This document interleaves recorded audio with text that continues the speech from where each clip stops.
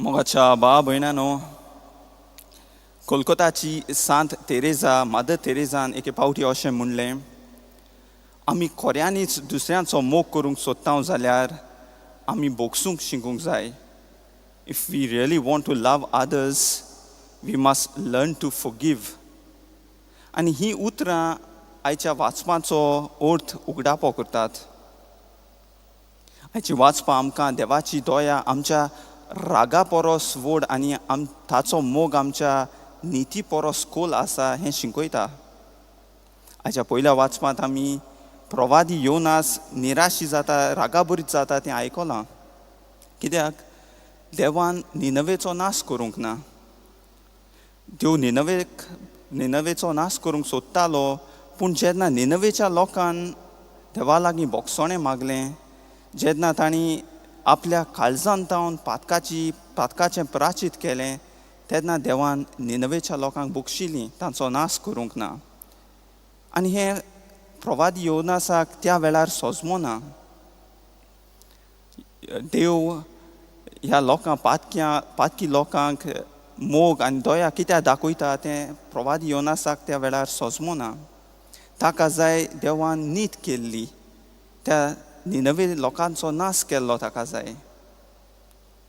म्हज्या भाव भयणांनो, जायती पावटी आमी प्रवादी योनासा भाशेन वागता.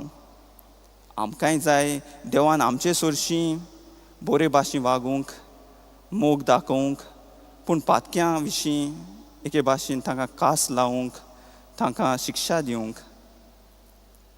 जे प्रवादी योनास सोदता तें आमी सोदता जायतेच पावटी. पूण देव दुसऱ्यांक आमचे नदरेन पळयना.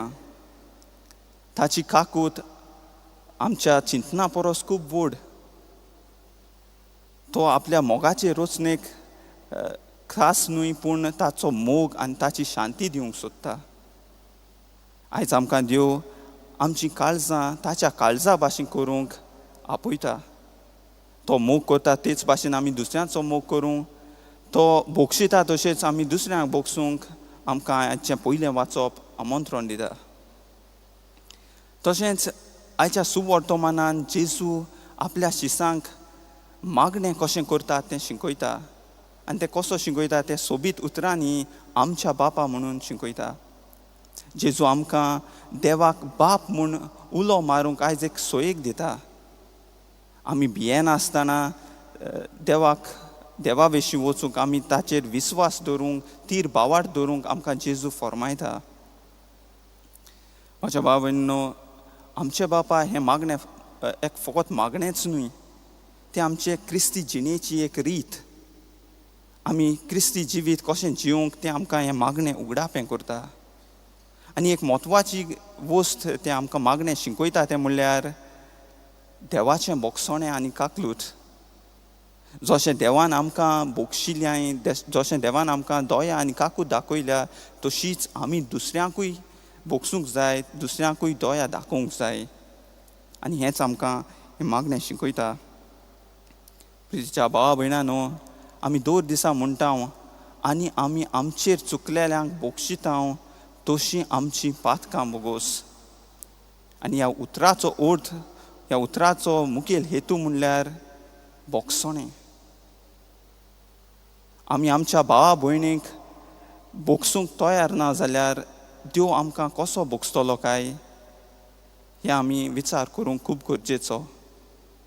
तर म्हज्या भाव भयणींनो, आयच्या मिसा भेटेन आमी आमची काळजां देवाचे काकुतीक, देवाचे दयेक उक्ती करुया. जर कोणें आमकां दुखयलां, आमचें नांव उबयलां, आमकां त्रास दिल्या, तांकां आयज आमी बोगसुया. आनी अशें केल्यार आमी खऱ्यांनीच आमच्या सुर्गीच्या देवाक आमचे बापा म्हूण उलो मारूंक आनी ताची मोगाची भुरगीं जावंक पावतले. आमेन.